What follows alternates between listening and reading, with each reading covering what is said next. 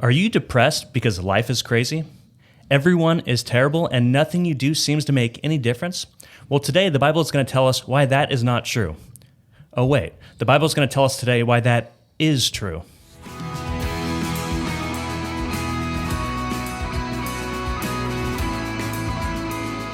Welcome to Daily Gospel, equipping you to know God through His Word and His Son, Jesus Christ. My name is Keith, and this is Brandon, and we are pastors in Santa Cruz, California at Gospel Community Church. I want to remind you all to like and subscribe. It helps us out, and it gets the gospel out there. Brandon, what are we talking about today? Well, first of all, I got to mention that there's some people playing basketball directly behind us. Yes. So the odds of that coming through in the audio is pretty much 100%. Yep. And sometimes a ball will hit this door or this wall directly and will almost make me pee my pants. So if you get scared, don't worry. Just basketball. Yes, we are scared with you. Yes. Yeah. Should be fun. We're talking today about the book of Ecclesiastes. Wonderful. Is it going to be a very meaningful conversation today? Oh yeah, I mean this is some deep stuff. Yeah. You know, this is like that freshman in the philosophy class in college who is finally, been introduced to philosophy and thinks they know everything. Well, Solomon, he's a brilliant guy. I shouldn't downplay Did Solomon him. write this book? Well, we'll get to that. Okay. We'll get to that. Kohelet did, but yes. we'll get to that. But anyway, it's very deep. It's very obviously philosophical, pondering life's meaning and pondering just how can we live life in such a crazy, messed up world where everything is so temporary. Right? It's great. It really does orient. I think this is one of the best apologetic books, meaning like defending the faith, or even polemical, attacking false faiths. Right. To be challenged with these kind of ideas is very difficult, I think, for the non-believer. To hear, these challenges of, wait, how do you live your life when things are so meaningless and when death is coming? Right. That's a question you have to answer. And so I think this has been helpful for a lot of people in bringing them to faith, these kinds of ideas, these kinds of arguments. 100%. Yeah. So let's review a little bit where are we at in the Bible, because we're reading through the entire Old Testament this year. Where are we at right now? Yes, we've gone through the first 5 books of the books of Moses, right? The books of the law. Yep. And then we went through the historical books, right? 12 historical books. And now we're in the wisdom literature. Mm-hmm. So we've moved from narrative into poetry. It's a wisdom literature is much more reflective. It's practical. Yep. It's a lot of things, but we've seen different styles within these poetic wisdom literature books. We've seen the book of Job first, and Job, as we mentioned, as one of my professors said, is the prologue to the Bible. It's how do we understand wisdom? How do we understand divine revelation and its place in thinking about God and thinking about life? And so Job challenges us with that. It's not just a book about suffering, it's a book really about wisdom. Right. Then we skip the Psalms, but those were there. We'll come back to those at a later date. Wow. I know, we'll come back to those at a later date for sure. And then we saw the Proverbs, which are a collection of sayings of wisdom. We saw that it was composed, at least the bulk of it was by Solomon. Right. And it was written as a message to his son, right? A father speaking to his son, teaching him how to be wise. And we saw that Proverbs really deals with the rules of life, with the general principles drawn out of Mosaic law. Yeah. If you do this, this will happen. The general principles that a lot of these are still, very true today. That there's a general principle: if you save money, you'll be wealthy, or if you hang out with wise people, you'll be wise. But Ecclesiastes, as we mentioned, is going to deal with more of the exceptions. So Job and Ecclesiastes deal with the exceptions to those rules. Mm-hmm. And the complexity of life. So they're very deep. So we're going to get into Ecclesiastes now. Now, I'm curious now, when you read this book, as you're reading through it, I'm sure you've read it several times, but did you find it, when you read through it, did you find it depressing, or did you just find it to be an honest assessment of life? I feel like I read it different times, and I feel different ways about the book. For sure. Oddly enough, Ecclesiastes was actually one of the first books I read in the Bible, like from front to back. And I remember when I first came into the church, I was very, anti-Jesus, anti-religion in any sense. And I read this book, and I feel like it just really spoke to the reality of human existence. I really resonated with it because I just saw the plain facts of what it meant to be human and kind of the meaningless of life. I felt like everything I was doing in life was kind of meaningless. And when I read this book, I was just I was like, oh, this is true. Life in all its aspects are kind of fruitless because, we die one day. So what's the point of life? So I actually, found it very just honest and enlightening when I first read it as a young Christian. That's awesome. No. Yeah, I definitely, when I read it through this time, I felt, it's very honest. There are a lot of things that are depressing about the book, obviously, that are negative, but the overall message is one that seems to be positive. Like the bulk of it focuses on negative things, but the ultimate message is one that is very positive. Well, I mean, and we'll get to more of it too, but I think you're totally right. As I read the book, I'm reminded to hope in the things that aren't ultimately meaningless, and that's God and His plan. So ultimately, so I can look to that and be reminded of the meaninglessness of things that I pursue that aren't of Him. So that's right. No, that's right. Well, so let's look at what Ecclesiastes is as a whole. Mm-hmm. So what is Ecclesiastes all about? If there's one book in the Bible that could have been written today, it's Ecclesiastes, right? It's very skeptical, very, emotional. Like we said, it's kind of depressing. It almost sounds postmodern. Yeah, it's definitely not, but it almost sounds that way. It has that kind of feel, right? And it's someone who's seeking meaning in life. And kind of a subjective truth thing to it a little bit, it seems like sometimes. Yeah. And again, he'll definitely come back to God's word is where we find wisdom and truth. That definitely is a common theme through all the wisdom literature. But at times he's going, wait, it doesn't even matter if you're righteous or if you're evil. It doesn't, it kind of feels that. This is also strange because there's no explicit mention of Israel in this or the storyline that we're a part of in this part of the Old Testament. There's nothing like that in it, so it's very strange in that way. Yeah, it does feel kind of disconnected. I mean, there is mention of this person being king in Jerusalem. There's that mention, but it feels very individualistic. Mm-hmm. Very self-focused, introspective, all those kinds of things. So it is very interesting, and this word is used over and over again. It's actually the first words of the book, right? But vanity of vanities, verse 2. All is vanity.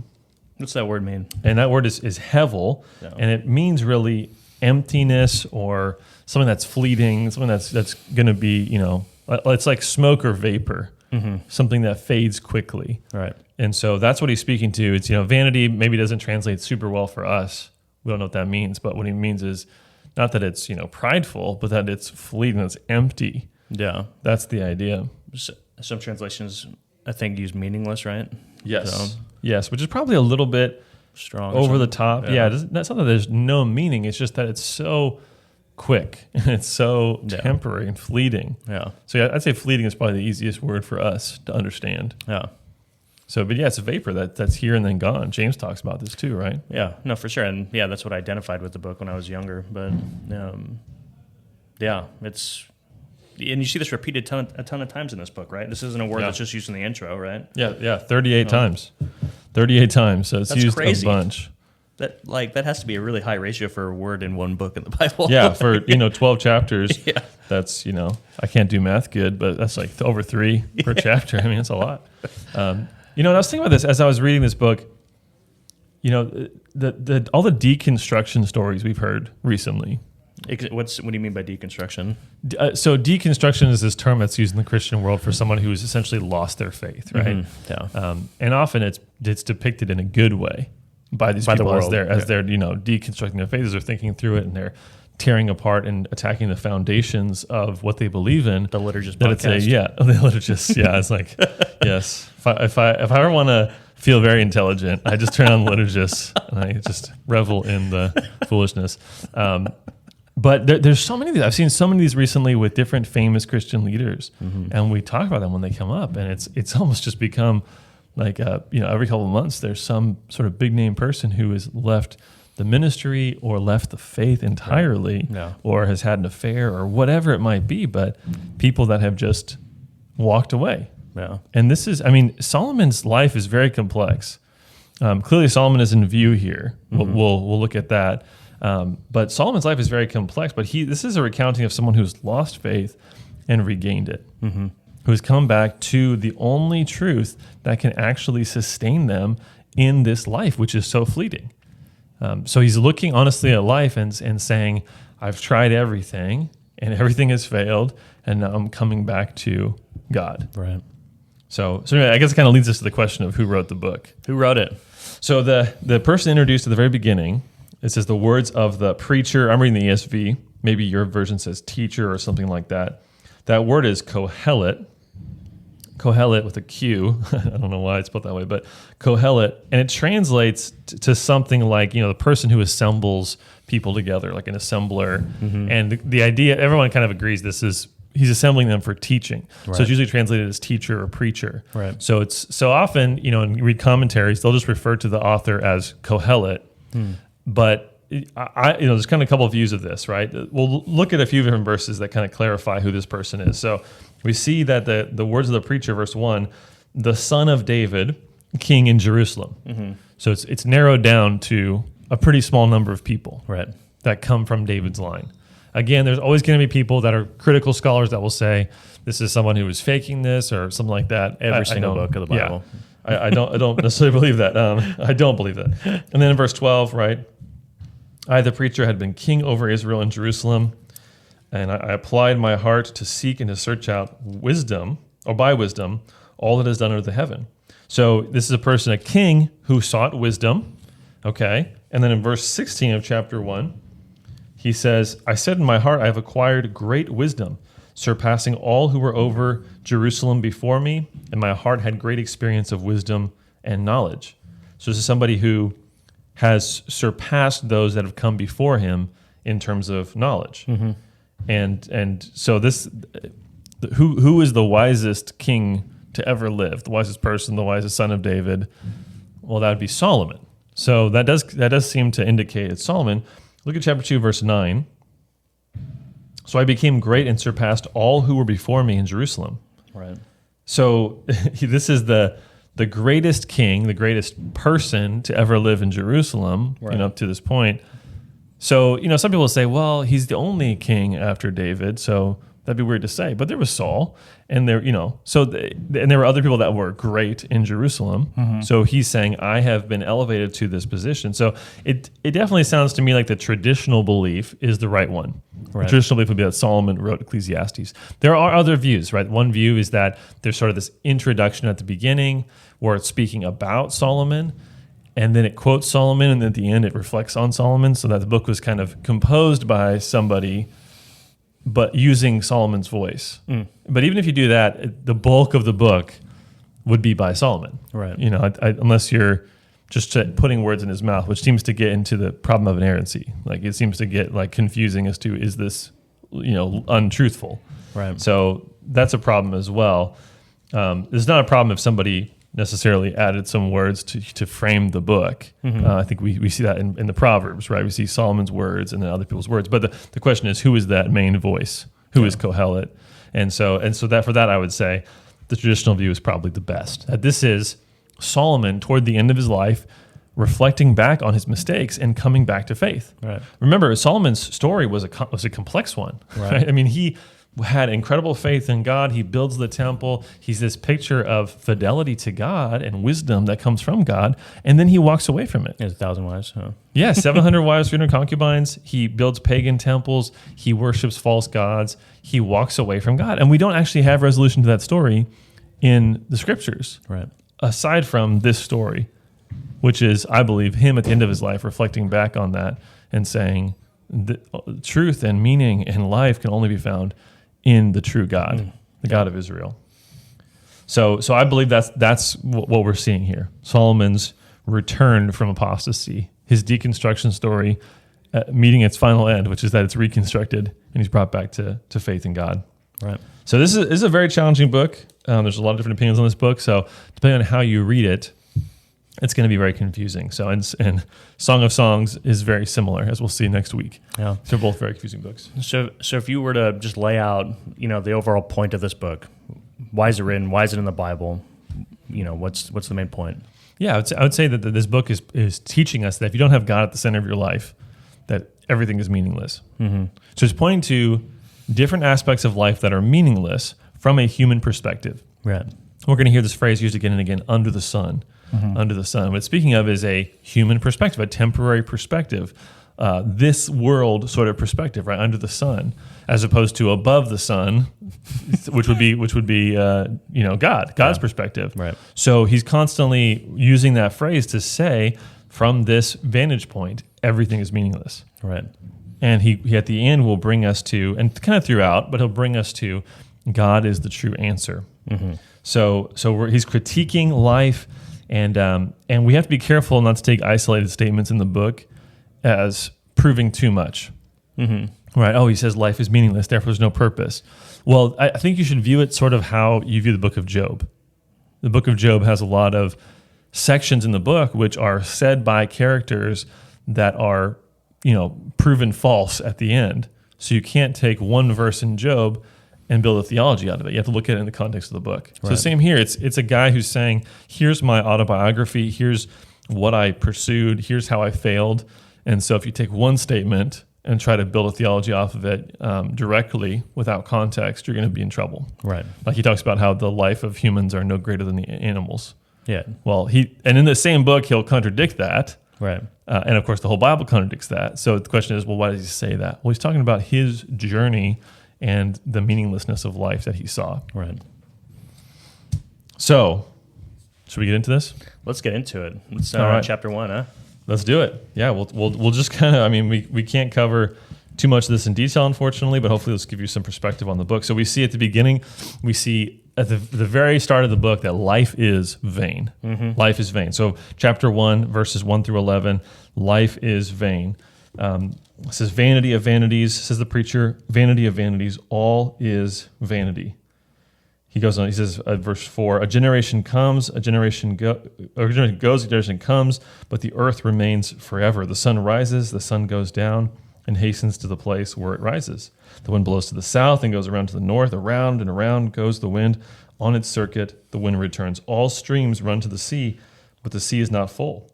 To the place where the streams flow, there they flow again. He's speaking to the cyclical nature of life. Right. That everything is this cycle, this circle, that there's all this effort in the natural world, and yet nothing seems to matter. Right. Life is just this giant cycle. And he goes on in verse 8, he says, all things are full of weariness. A man cannot utter it. The eye is not satisfied with seeing, nor the ear filled with hearing. So no matter how much you see, no matter how much you hear, you're never satisfied. This is so true, right? He's hitting on something that's very true. And he says, what has been is what will be. What has been done is what will be done. There's nothing new under the sun. Right. So he's saying that all of history is the same things happening over and over again. Yep. Is there any direction in this life? It all seems so meaningless. And again, if you're a non-believer, you have to admit, if you really dig down deep in your belief system, that that's true. Right. That through all of the things that you might seek meaning in, that it's all empty. And so he's going to show that in different areas of life, the futility of life, the frustration that's present in all of life. The monotony, like how many people do you hear complaining about their job 9 to 5 or, whatever, it's the same thing. Everyone wants a unique job where they're totally satisfied with their life. And yeah, even, thousands of years ago, the same truth for the human condition is true and talked about, right? Absolutely, yeah. Yeah, you're going to work, you're just paying the bills, and you're paying the bills so you can keep going to work, so you can stay alive to keep working. It's just, what's the point of that? Right. Yeah, it's very dark. And then he goes on to talk about how learning is vain as well. Yeah. So life is vain, the first 11 verses, but then verse 12 of chapter 1, learning is vain. Mm-hmm. So he's, I applied my heart to seek and search out wisdom. Verse 14, I have seen everything that is done under the sun, and behold, all is vanity and is striving after wind. So you're trying to grasp wind, you're trying to hold something that can't be held, you're trying to contain the pleasures of life, and yet everything just goes so quickly. I was blown away by 18, for in much wisdom is much vexation, and he who increases knowledge increases sorrow. So not only is wisdom, kind of vexing and meaningless and stuff. It doesn't end in any greater thing, but it's sorrowful. It brings sorrow to know more. Yeah. The more you study, the more sorrowful you become. Yeah. He's saying ignorance is bliss. Yeah, that's exactly what he's saying. And later he'll talk about how wisdom is valuable, but in a lot of learning, with again, detached from God, it just brings you more knowledge of how broken and hurt and ugly the world actually is. Yeah. Yeah, I think of Martin Luther and his story. That the more he knew and learned, about his faith and himself, the more depressed he became until he realized justification by faith. Right. So, yeah. Absolutely. Yeah. So life is vain, learning is vain, and then chapter 2 we see pleasure is vain. Chapter 2 verses 1 through 11, he talks about the food and women and all these things that should satisfy, or the world says should satisfy someone and make them happy. They were not happy. Right? Verse 9, he was the greatest. He became great and surpassed all who were before him. And he says, verse 10, whatever my eyes desired, I did not keep from them. I kept my heart from no pleasure, for my heart found pleasure in all my toil, and this was my reward for all my toil. Then I considered all that my hands had done and the toil I had expended in doing it, and behold, all was of vanity and a striving after the wind, and there was nothing to be gained under the sun. Yeah.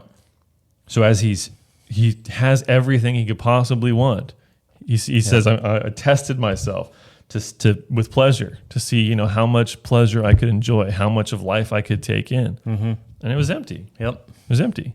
So, I mean, this is getting worse and worse, right? So. Life is vain, learning is vain, pleasure is vain. Well, maybe the solution is to have wisdom, is to really get deep into wisdom. And in verse 12, we see wisdom is vain. Verses 12 to 17, wisdom is vain. So I turned to consider wisdom, madness, and folly. Verse 13, I saw there's more gain in wisdom than in folly.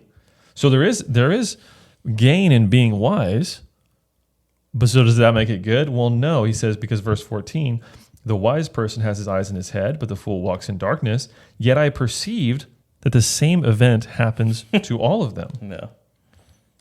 Then I said in my heart, what happens to the fool will happen to me also. Why then have I been so very wise? Right.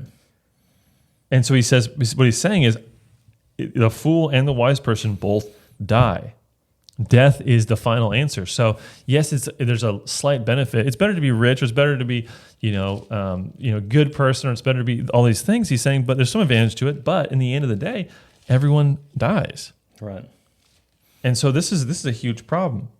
And of course, they're forgotten as well. Verse 16, for of the wise as of the fool, there is no enduring remembrance, seeing that in the days to come, all will have been long forgotten. How the wise dies just like the fool. Right. I feel, especially like on a trivial note for the wisdom, I feel like in today's culture, we can talk about like investments and all the wisdom that people seek to invest well, and then COVID happened, and then now just memes are the direction of investments. It's just like, it's crazy. It's like, what the heck? Yeah. People are profiting, millions of dollars, for no wisdom, it seems. So yeah. It's crazy. Yeah, be careful. Yeah, like total fools have the advantage over the wise and investors who've been doing it for 20 or for 50 years. To be fair, the fools are also losing money too. But, yes, of course. That also happens. But it's amazing, how it just seems like, everything is crazy. But in this focus on death, which we'll see throughout, this feels to me like the same problem Job faced in Job chapter 14. Yeah. Right? What is the final answer? If I don't have life beyond this life, then what does that mean? There's no hope. Right. And so he's dealing with that. Death can't be overcome. You can't beat death. We see, he goes on to say that work is vain. Verse 18 of chapter 2 to the end of the chapter. Labor is vain. Labor is vain. Why? Well, because whatever you work for is just given to someone after you. Right. So we see in verse 18, he says, I hated all my toil in which I toil under the sun, seeing that I must leave it to the man who will come after me. And that person could be a fool, verse 19, and who knows whether he will be wise or a fool. In Solomon's case, he ended up leaving his kingdom to Rehoboam, who was a total fool, who squandered it, who split the kingdom, who wasted his wealth. So maybe Solomon already knew that Rehoboam was going to be a total disaster. I don't know. Right. But he's pointing out the reality of you work so hard to build up something, and you might give it to a kid who totally squanders it. It's normal. How many stories you hear about that, and even today. So all this work, all this effort you put in, that at the end of life gets you nothing. It's just gone, just like that, a vapor, vanity. Hevel. And verse 23 says, for all his days are full of sorrow. His work is a vexation. Even in the night, his heart does not rest. This also is vanity. So all the work, all the good things you're trying to build can lead to stress and sleeplessness and anxiety. So it doesn't seem to be helpful either. So we're trying everything. We're trying every single way to know God and to follow Him, or to know meaning, right, and purpose. And it can't be found anywhere except for God. And so he kind of gives a hint at that better way to live in verses 24 to 26. He says, there's nothing better for a person than he should eat and drink and find enjoyment in his toil. This also I saw is from the hand of God. Apart from him, who can eat or who can have enjoyment?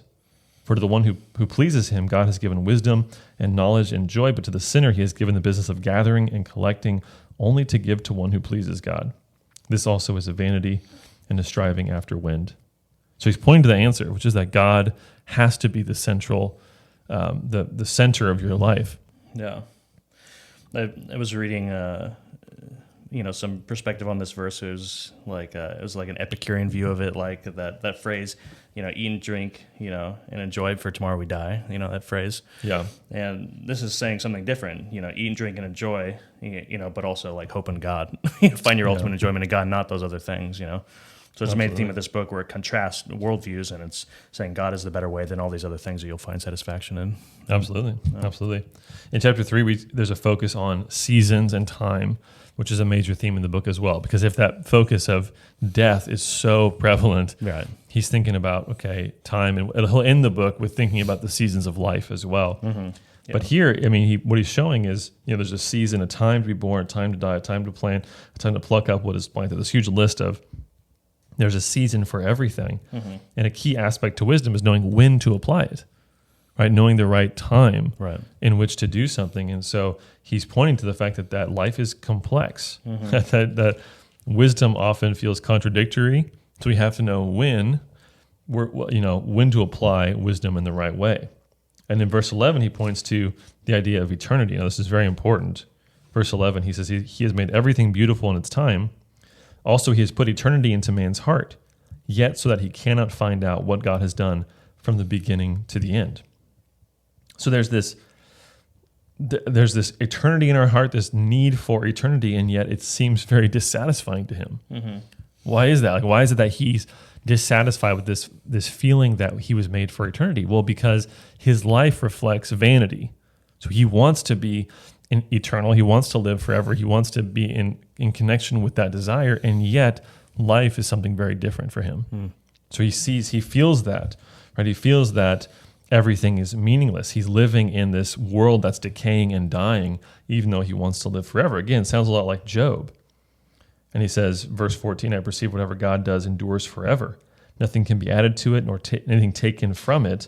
God has done it so that people fear before him. So now we have this idea of the fear of God being brought in, right? Which will come full circle at the end. But this is the connection to the wisdom literature, right? That every book has the same theme of fearing God, right? And so in verse 17, we see a reason for hope in that God judges people, right? God brings judgment, and that's going to determine, right, eternity.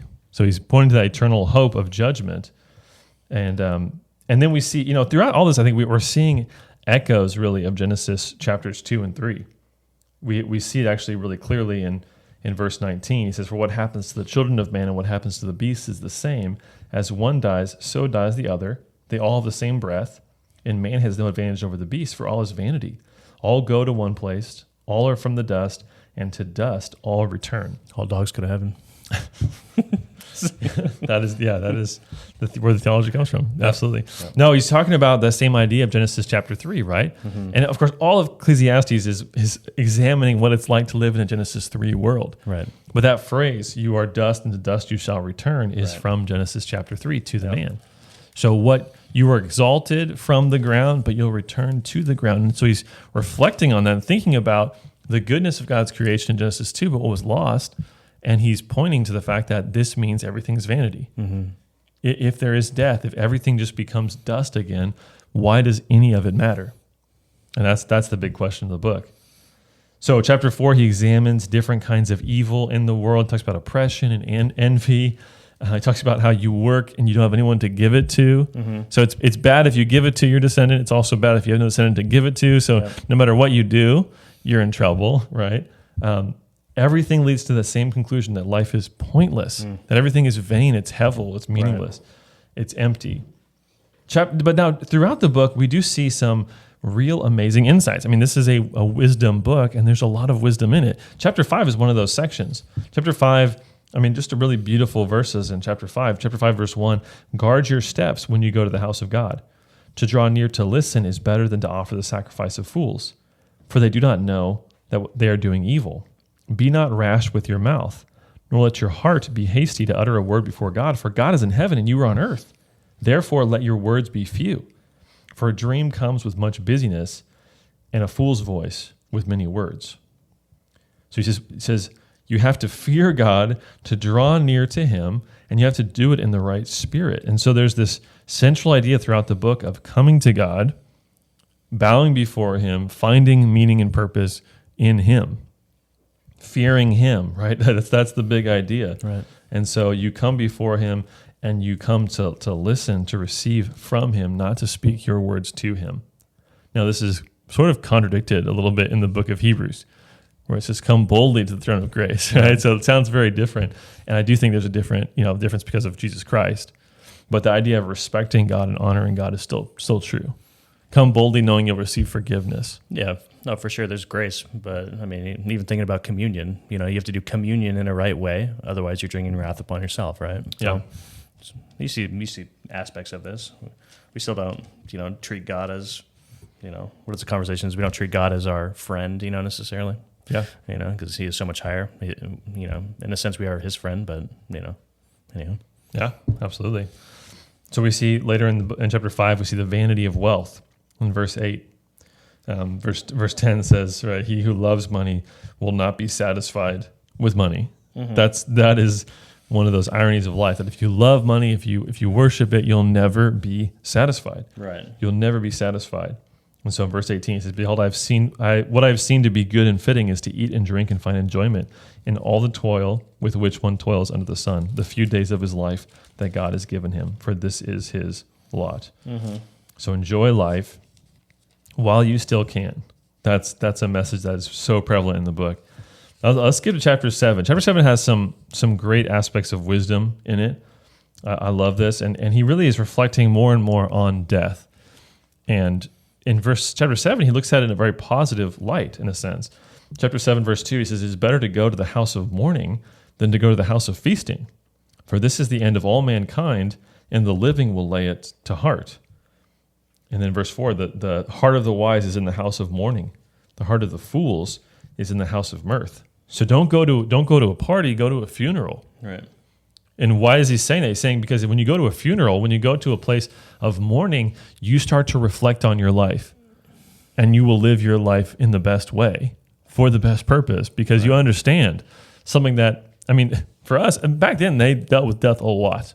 Right. For us, we don't deal with death a lot. That's why when we get one virus that can kill you if you're already basically dead, we flip out, right? And we do. I mean, like in terms of historical, I don't want to diminish anyone who's had, concerns about COVID, obviously, but in terms of historical diseases, right, this ranks very low. Right. It does in terms of the, what kind of percentage it can affect. But for us, it is so shocking because we value safety, we value health, and we believe that we can, live in the house of mirth. But he's saying, consider death. I think it's a good thing in some ways for our society to be thinking about the fact that they could die from a disease. Mm-hmm. It was always true. Right.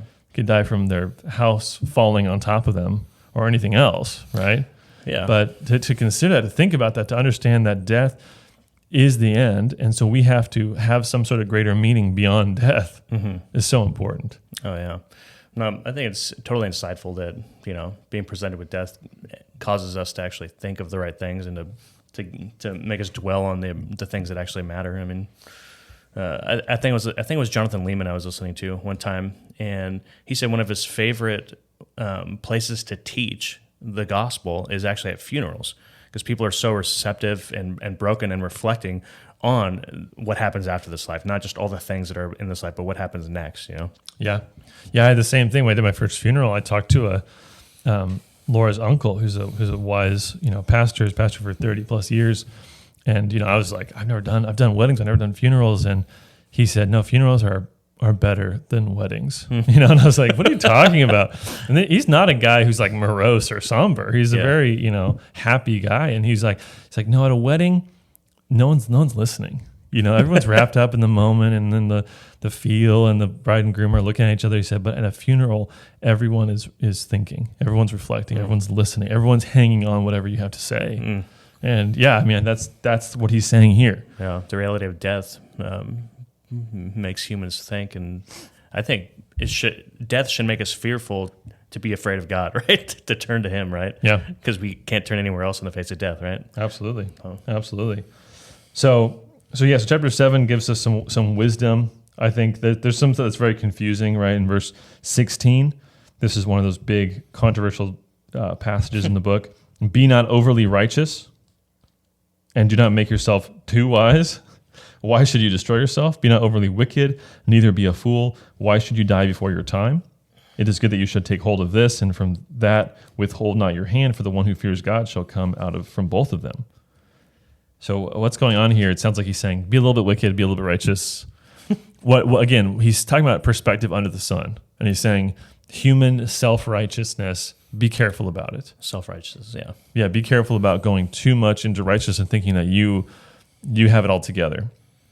Be really careful, finding that balance in life. So, of course, he wants us to be godly. He wants us to be truly righteous. But he's saying in terms of human righteousness, be careful. And we, again, in our world, have a lot of forms of righteousness that we have to be discerning about and say, no, that's not actual righteousness.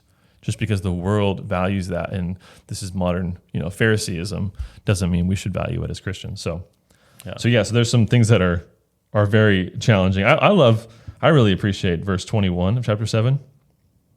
Do not take to heart all the things people say, lest you hear your servant cursing you. Your heart knows that many times you yourself have cursed others.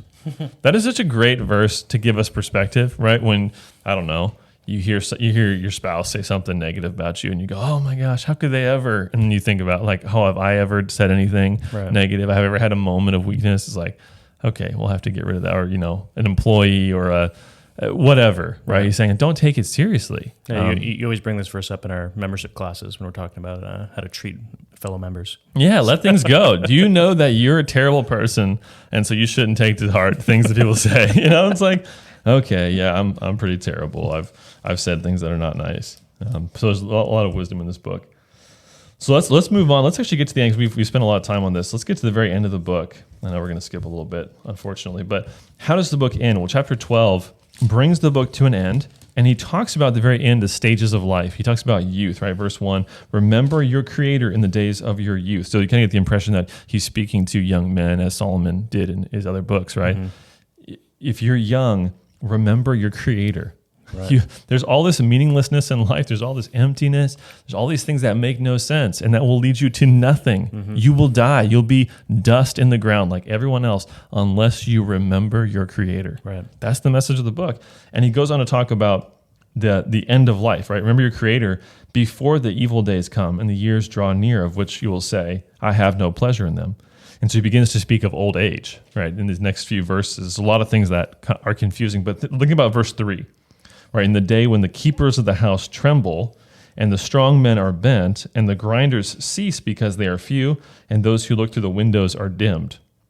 What's he talking about? Well, he's talking about your body decaying, right? The pillars are trembling, right? The strong men are bent. Your back is bent. Mm-hmm. Your grinders are few. These are your grinders. Yeah, you lost a lot of your teeth. Those who peer through the windows, right, are dimmed. Well, he's talking about your eyes. Mm-hmm. So he's talking about how things begin to fail you.